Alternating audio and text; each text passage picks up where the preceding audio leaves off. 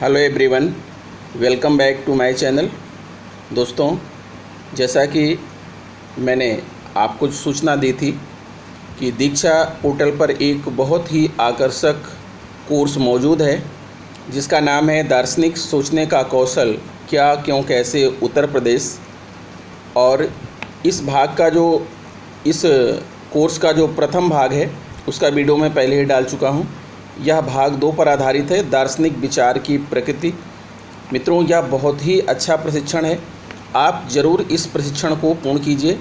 आदेश का इंतज़ार मत कीजिए, आदेश तो आते रहेंगे, बहुत सारे प्रशिक्षण होते रहेंगे, लेकिन पोर्टल पर कुछ अच्छे ऐसे प्रशिक्षण मौजूद हैं कि जब वो एक बार जो है उनका समय समाप्त हो जाएगा तो फिर आप उन्हें दोबारा नहीं कर पाएंगे।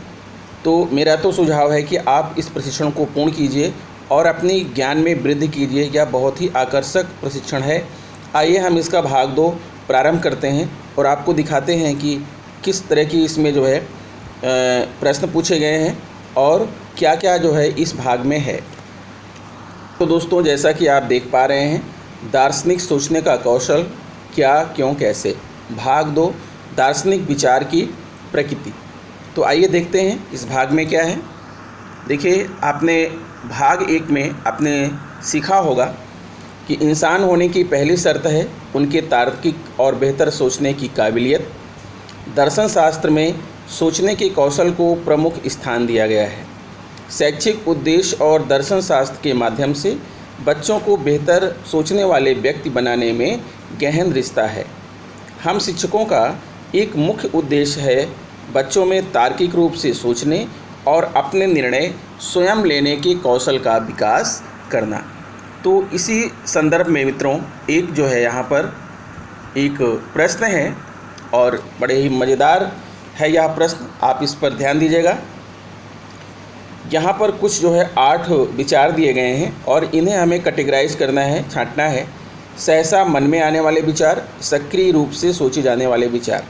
इनमें से कौन कौन से ऐसे विचार हैं जो सहसा मन में आते हैं और कौन कौन से ऐसे विचार हैं जो सक्रिय रूप से सोचने पर विवश करते हैं। तो जैसे पहला लिखा है, ओह ये समोसा बहुत गर्म है, 100 में 10 रुपये कम है, सिर दर्द हो गया, पापा होते तो 2 लगाते, सभी वर्ग आयत होते हैं, कल मम्मी ने कितनी अच्छी साड़ी पहनी थी, 1947 में भारत अंग्रेज़ों से आज़ाद हुआ था, आसमान में तारे गुरुत्वाकर्षण बल के कारण एक दूसरों की तरफ आकर्षित होते हैं। तो अब आप समझ सकते हैं कि इसमें से कौन कौन से ऐसे विचार हैं जो सक्रिय रूप से सोचे जाने वाले हैं। तो मेरे हिसाब से तो इसका जो ऑप्शन नंबर 2 है, 100 में 10 रुपये कम है, ये सक्रिय रूप से सोचे जाने वाला विचार है। सभी वर्ग आयत होते हैं, 1947 में भारत अंग्रेज़ों से आज़ाद हुआ, आसमान में तारे गुरुत्वाकर्षण बल के कारण एक दूसरों की तरफ आकर्षित होते हैं। ये सभी जो है सक्रिय रूप से सोचे जाने वाले विचार हैं। बाकी जो बचते हैं वो सहसा मन में आने वाले विचार हैं। तो आइए देख लेते हैं इसका आंसर क्या है और आंसर देख करके आप अपना कंफर्म कर सकते हैं। देखिए, सहसा मन में आने वाले विचार हैं, ओह ये समोसा बहुत गर्म है, सिर दर्द हो गया, पापा होते तो 2 लगाते, कल मम्मी ने कितनी अच्छी साड़ी पहनी थी।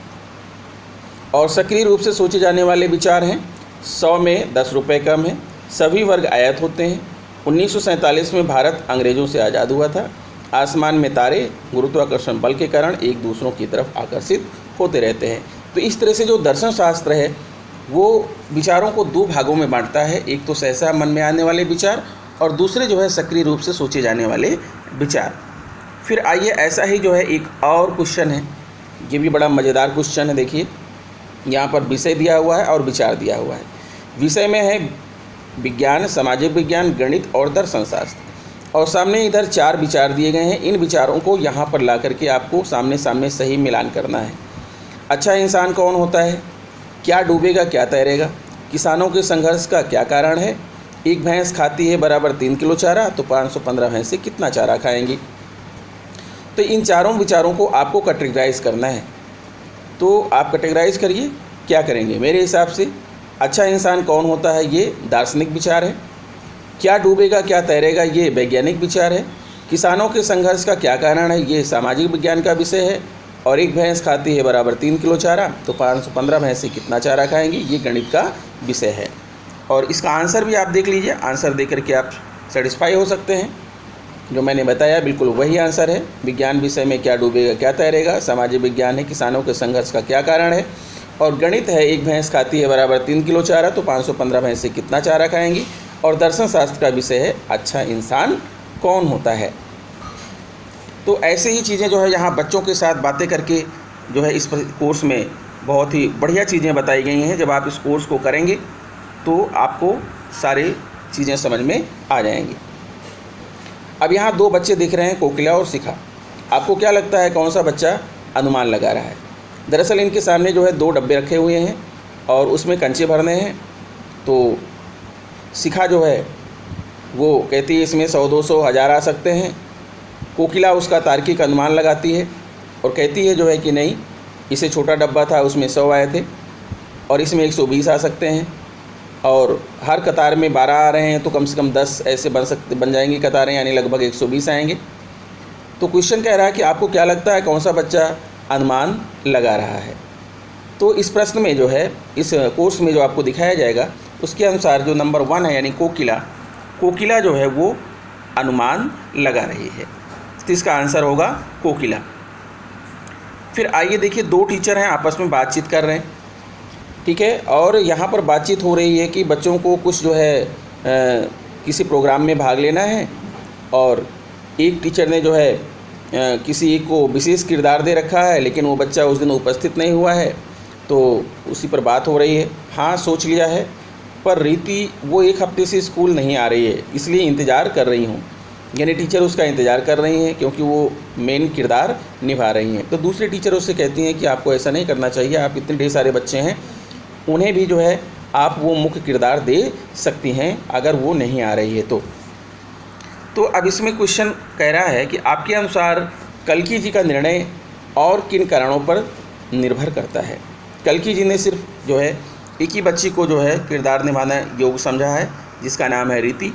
तो अब उसी पर प्रश्न है कि कल्कि जी का निर्णय किन कारणों पर निर्भर है? परिस्थिति को पूरी तरह आंक कर निर्णय ले रही हैं, या एक बच्चे को प्रोत्साहन देने के कारण अन्य बच्चों के साथ पक्षपात कर रही हैं, एक बच्चे को अन्य बच्चों से ज़्यादा पसंद करती हैं? तो आपको क्या लगता है कि इस प्रश्न का क्या सही जवाब होगा? मेरे हिसाब से तो लास्ट के दोनों ही जवाब सही हैं, यानी एक बच्चे को प्रोत्साहन देने के कारण अन्य बच्चों के साथ पक्षपात कर रही हैं, एक बच्चे को अन्य बच्चों से ज़्यादा पसंद करती हैं। यानी ये ज़रूरी नहीं कि क्लास में जो है कोई एक अच्छा बच्चा है तो सब कुछ उसी को दिया जाए, बाकी बच्चों की उपेक्षा की जाए। हमें बाकी बच्चों को भी जो है जिम्मेदारियां बाकी बच्चों के साथ समान व्यवहार करना चाहिए। अब आइए बात करते हैं, यहाँ पर 2 टीचर हैं, एक समीर हैं और एक बुल्ला शाह जी हैं। ये भी जो है कौन से शिक्षक मान्यताओं के पीछे के कारण के आधार पर जानने का प्रयास कर रहे हैं। दरअसल यहाँ पर समीर जी जो है एक बच्ची देर से आती है तो उससे पूछते हैं कि तुम देर से क्यों आई? तो उसने कहा सर मेरे सामने से काली बिल्ली निकल गई थी, मैं इसीलिए जो है देर से आई। इसके बाद समीर जी ने कुछ नहीं कहा, लेकिन फिर बुल्ला शाह की कक्षा में भी एक बच्ची देर से आई, उन्होंने भी पूछा तो उस बच्चे ने बताया कि सर मेरे सामने से एक काली बिल्ली गुजर गई थी, मैं इंतज़ार कर रही थी कोई दूसरा इसके सामने से जाए। तो बुल्ला शाह जी ने पूछा ऐसा क्यों? तो जो है उस बालिका ने, उस बच्चे ने बताया कि लोग मानते हैं कि काली बिल्ली सामने से गुजर जाए तो बहुत बुरा होता है। तो बुल्ला शाह जी ने कहा किसके साथ बुरा होता है? काली बिल्ली के साथ। तो बच्चे ने कहा नहीं सर, सभी के साथ। तो उसी क्लास का एक बच्चा बोलता है कि सर मेरे घर में तो एक काली बिल्ली है, वो दिन भर इधर उधर घूमती रहती है, मेरे साथ कुछ भी बुरा नहीं होता है। तो यहाँ पर बुल्ला शाह ने जो है मान्यताओं के पीछे के कारण के आधार पर जानने का प्रयास कर रहे हैं। तो इस प्रश्न का जो सही जवाब होगा वो है बुल्ला शाह। फिर अब इसी में दर्शन शास्त्र में दार्शनिक विचार में ही आपको मिलेगा कि लोगों की मान्यताओं को नकार नहीं रहे हैं बुल्ला शाह जी, मान्यताओं के पीछे कारणों पर सोचने के सार्थक मौके दे रहे हैं और दार्शनिक सोच का एक और पहलू। अब आइए देखते हैं मित्रों, यहाँ पर 2 बच्चे हैं और ये क्या कर रहे हैं? ये परिकल्पना कर रहे हैं, सही तथ्य की तलाश कर रहे हैं, मन में तथ्यों से जुड़ी परिकल्पनाओं और उनके कारणों को जानने की कोशिश कर रहे हैं एक पत्थर के माध्यम से। फिर अगला क्वेश्चन है, प्रवीण जी बच्चों की अनुपस्थिति का कारण कैसे सोच रहे हैं? दरअसल दो टीचर आपस में बात कर रहे हैं। वहाँ पर जो है एक टीचर कहते हैं कि फ़ला गांव के बच्चे स्कूल नहीं आए हैं, तो दूसरे टीचर कहते हैं कि हाँ हमारी क्लास में भी 10-12 बच्चे पढ़ते हैं, वो भी नहीं आए हैं। तो पहले टीचर ने कहा कि दरअसल ये बच्चे जो है पढ़ाई में बिल्कुल मन नहीं लगाते हैं, इनका मन नहीं लगता है, इसीलिए नहीं आए हैं। तो दूसरे टीचर ने कहा नहीं, ऐसी बात नहीं है, अभी धान की कटाई के समय है और पिछले वर्ष भी इसी साल बच्चों की उपस्थिति कम थी और इस समय बच्चे हो सकता है कि अपने घर की देखभाल कर रहे हों, माता पिता धान की कटाई में लगे होंगे, ये कारण हो सकता है। तो प्रवीण जी बच्चों की अनुपस्थिति का कारण कैसे सोच रहे हैं? दरअसल प्रवीण जी वही हैं जो कह रहे हैं कि बच्चों को पढ़ने में मन नहीं लगता। पिछले साल के इसी समय के अनुभव को अभी के अनुभव से जोड़कर, दूसरे शिक्षक के अनुभव और विश्लेषण से सीखकर, बच्चों की सीखने की प्रेरणा पर शक करके अनुपस्थिति के कारणों का पता लगाकर या जल्दबाजी में निर्णय पर पहुंचकर। तो इस प्रश्न का जवाब होगा कि प्रवीण जी बिना कुछ सोचे समझे जल्दबाजी में निर्णय पर पहुंचकर जो है अनुपस्थिति का कारण सोचने की कोशिश कर रहे हैं। तो इसका आंसर होगा ऑप्शन 4। फिर आगे आइए, देखिए यही दोनों लोग यही आपस में बातचीत कर रहे हैं। इधर वाले प्रवीण जी हैं और इधर रेड वाले जो है वो दूसरे टीचर हैं। नहीं, ऐसी बात नहीं, अभी धान काटने का समय है, ज़्यादातर बच्चे घर पर अपने माता पिता की मदद करने के लिए रुक जाते हैं। तो दर्शन शास्त्र में परिस्थिति की निंदा नहीं, पर उसका विश्लेषण करना एक महत्वपूर्ण कौशल है। यानी दर्शन शास्त्र सिखाता है जो है कि हमें किसी परिस्थिति की निंदा नहीं करना चाहिए, बल्कि उसका हमें विश्लेषण करना चाहिए। फिर आइए देखते हैं आगे क्या है। 4 हैं, सच्चाई को ढूंढने का प्रयास करते हैं, दूसरों की बात का सम्मान करते हैं, एक दूसरे से और स्वयं से सत्य नहीं छिपाते हैं। जिनके अंदर भी दार्शनिक विचार होता है वो ऐसा ही कार्य करते हैं।